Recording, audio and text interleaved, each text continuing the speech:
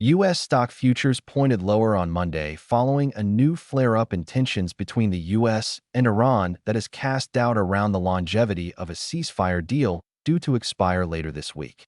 By 7:30 Eastern Time, 11:30 Greenwich Mean Time, the Dow futures contract had shed 292 points, or 0.6%. S&P 500 futures had dropped by 40 points, or 0.6%. And Nasdaq 100 futures had dipped by 138 points, or 0.5%.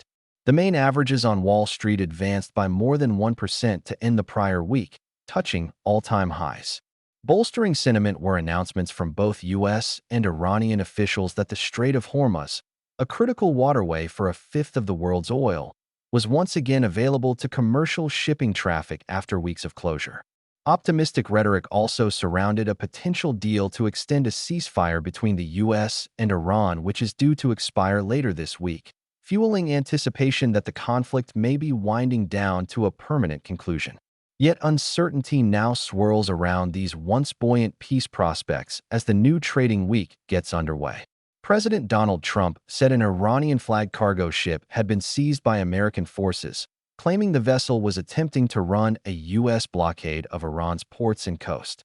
Tehran responded by threatening to retaliate and suggested that it would not be taking part in possible negotiations with the U.S. later this week. Trump also warned that the U.S. could blow up all power plants and bridges in Iran if Tehran failed to agree to a peace deal. Following a series of conflicting statements from Iranian officials in recent days, it is also now unclear whether a weeks-long closure of the Strait of Hormuz had indeed been lifted, or if Iran had once again blocked the bottleneck. Data from CLR showed more than 20 ships crossed the strait on Saturday, the most since March 1st, although Iran has declared that the choke point has been shuttered once again because of the U.S. blockade. Developments over the weekend suggest the thaw has been short-lived, analysts at ING said in a note to clients. Against this backdrop, oil prices climbed, reversing a steep fall late last week sparked by announcements that the Strait of Hormuz had been reopened. Brent oil futures, the global benchmark, were last higher by 5.1% at $95.02 a barrel, while U.S. West Texas Intermediate crude futures ticked up by 6.1% to $87.64 a barrel. Earnings flood ahead. A slew of corporate results scheduled to be released this week could also shed more light on how the war is impacting the outlook for some of the biggest names in corporate America.